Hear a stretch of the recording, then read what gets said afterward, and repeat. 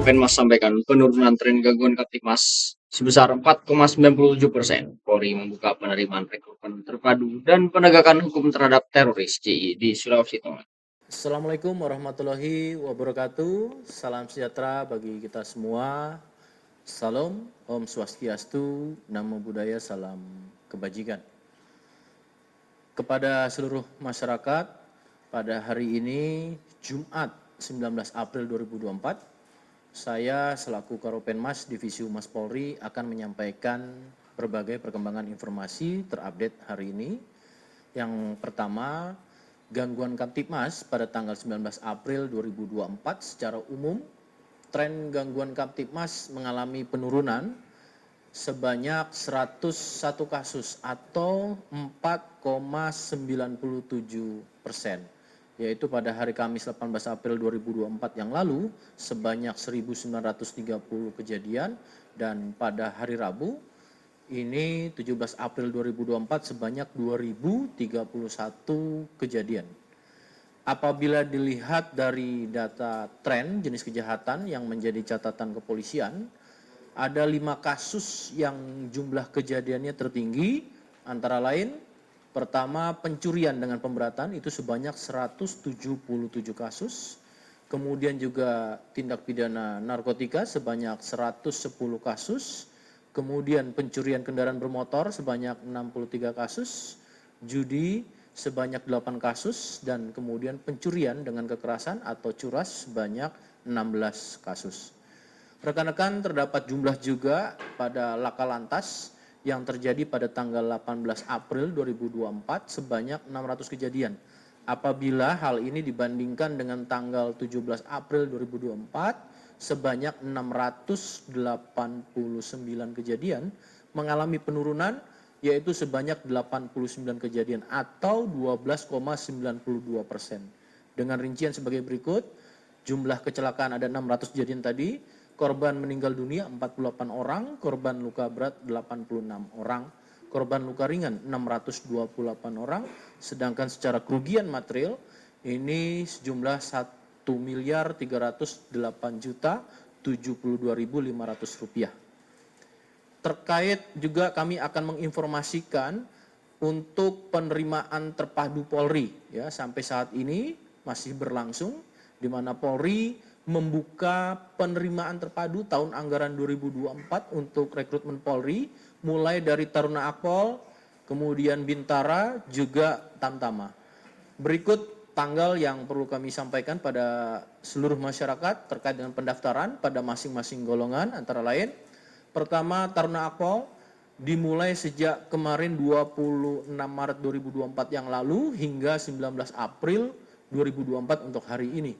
Sedangkan kedua untuk Bintara Polri dimulai pada 4 April 2024 hingga 25 April 2024 mendatang. Begitu juga yang ketiga Tamtama Polri dimulai pada 4 April 2024 hingga tanggal 25 April 2024. Pada pendaftaran Bintara terdapat beberapa kategori di Polri, yaitu ada Bintara pada penugasan umum, tugas umum, ya. Kemudian Bintara Bakomsus, ya, Bintara kompetensi secara khusus. Yang pertama ada kehumasan atau TI, teknologi informasi, kemudian ada Bakomsus tenaga kesehatan, kemudian ada Bakomsus di bidang hukum, kemudian ada Bakomsus pariwisata. Tempat pendidikannya tentu nanti di berbagai tempat milik Lemdiklat Polri, di mana di SPN Polda untuk Bintara, ya, yang untuk penugasan pada tugas umum, dan Bakomsus pria. Kemudian di Spolwan untuk Bintara, PTU, dan Bakomsus wanita dengan lama pendidikan kurang lebih adalah 5 bulan. Untuk tempat pendidikan Tamtama Polri, ini berada di Pusdik Sabara Polri dan di SPN Polda dengan lama pendidikan 5 bulan. Kemudian untuk Taruna Akpol dilaksanakan pendidikannya di Akademi Kepolisian Semarang, Jawa Tengah dengan lama pendidikan adalah 4 tahun. Bagi masyarakat yang ingin mendaftar, dapat melalui pendaftaran online serta informasi persyaratan secara lengkap di website penerimaan polri.go.id, polri menerapkan sistem betah, yaitu bersih, transparan, akuntabel, dan humanis dalam proses rekrutmen tersebut. Untuk update situasi dan kondisi keamanan dan ketertiban masyarakat perlu kami sampaikan, seperti kita ketahui, bahwasanya telah terjadi kasus kebakaran di toko bingkai atau frame Jalan Mampang, Jakarta Selatan, tepatnya pada hari Kamis 18 April 2024 sekira pukul 19.30 waktu Indonesia bagian Barat. Ini telah terjadi kebakaran di toko bingkai Saudara Frame dan galeri di Jalan Mampang Perapatan Raya nomor 31 dan 32. Dalam musibah tersebut kita ketahui terdapat 7 korban jiwa meninggal dunia. Berikut nama-nama identitas yang berdasarkan dari pemeriksaan saksi-saksi yang selamat. Yang pertama adalah atas nama inisial TT, ini 75 tahun, kemudian H 39 tahun, R dan A, anak-anak masing-masing umur 2 dan 8 tahun, dan T umur 25 tahun, dan S 20 tahun, serta M 18 tahun. Polri tentu sejak awal bersama-sama dengan tim pemadam kebakaran berkolaborasi dan juga telah melakukan langkah awal berupa evakuasi kepada 7 korban jiwa tersebut yang meninggal dunia, kemudian juga mendatangkan tim kedokteran kepolisian untuk melakukan langkah-langkah evakuasi.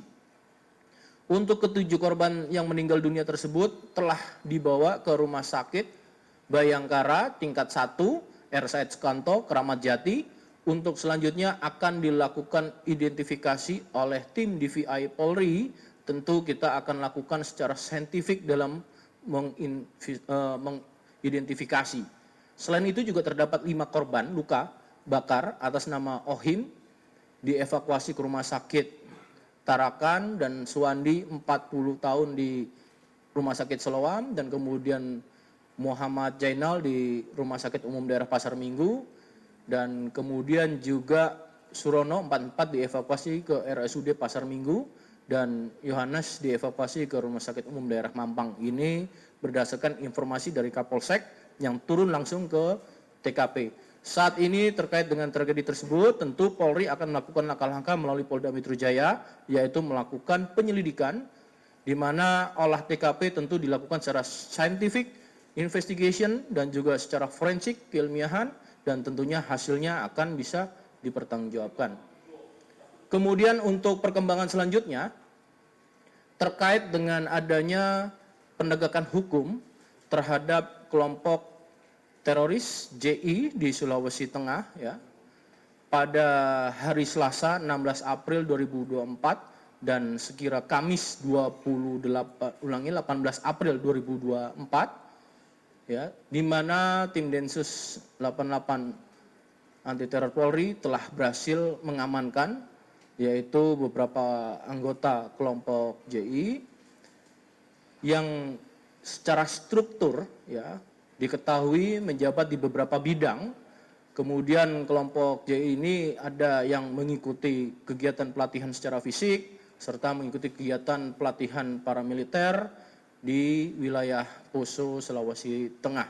Adapun tersangka yaitu sebanyak 7 orang yang berhasil diamankan, terdiri dari pertama inisialnya adalah G, kemudian BS, kemudian SK. Saya ulangi, seluruhnya 8 orang, ya. 8 orang tersangka. Yang pertama adalah G, kedua adalah BS, ketiga adalah SK, keempat adalah A, kelima MWBS, keenam DK, ketujuh H, dan ke-8 RF. Kemudian juga perlu kami jelaskan dalam hal ini keterlibatannya. Yang pertama, para tersangka merupakan anggota kelompok JI, ya, yang secara struktur organisasi menjabat di berbagai bidang seperti doktrin atau dakwah, kemudian bendahara keuangan, rekrutmen, dan lembaga pendidikan. Kemudian juga beberapa anggota tersebut mengikuti pelatihan fisik dan mengikuti kegiatan pelatihan paramiliter di Poso, Sulawesi Tengah. Kemudian juga ada beberapa pertanyaan dari teman-teman media perlu kami sampaikan. Persoalan ini yang ditangani oleh Densus 88 anti teror masih proses pendalaman, ya, di mana ada pertanyaan terkait dengan peran salah satunya yang bendahara, betul. Jadi memang ada keterkaitannya dengan pengumpulan dana oleh jaringan teror yang telah ditangkap sebelumnya, yaitu SO, ya, inisial SO. Kemudian selanjutnya terkait kegiatan hari ini, Operasi Mantap Brata 2024 masih berlangsung, yaitu adanya pengamanan penyampaian pendapat di MK, ya.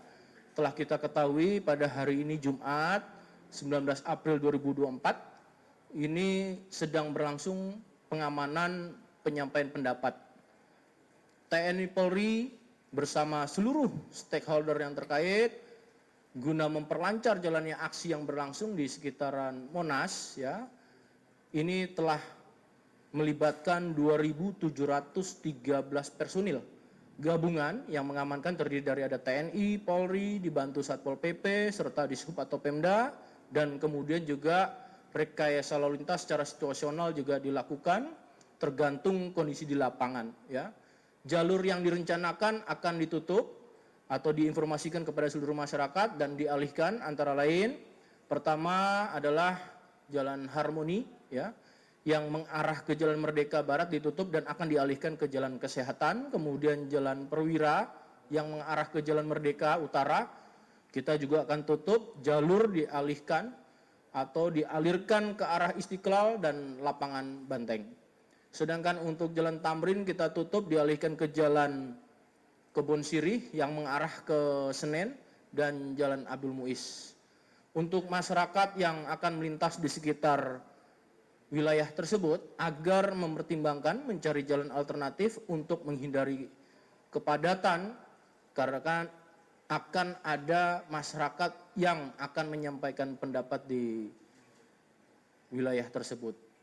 Siapa saja yang menyampaikan pendapat di muka umum sebagaimana diatur dalam undang-undang, tentu dalam penyampaian pendapat hak setiap warga negara, maka juga harus memperhatikan hak-hak masyarakat lainnya, sehingga aturan dalam penyampaian pendapat di muka umum harap dipatuhi supaya semua kegiatan berjalan dengan aman dan kondusif. Bapak Kapolri juga menekankan dalam momentum pasca Idul Fitri masih di bulan Syawal ini untuk tetap mempererat persatuan dan kesatuan di tengah-tengah perbedaan serta saling menjaga kesatuan dan persatuan. Demikian informasi yang dapat kami sampaikan pada hari ini, dan tentu sama-sama kita menunggu update berikutnya, dan berita yang kami sampaikan ini tentu dapat diakses melalui website https://portal.humas.polri.go.id dan juga https://mediahub.polri.go.id. Assalamualaikum warahmatullahi wabarakatuh. Salam presisi.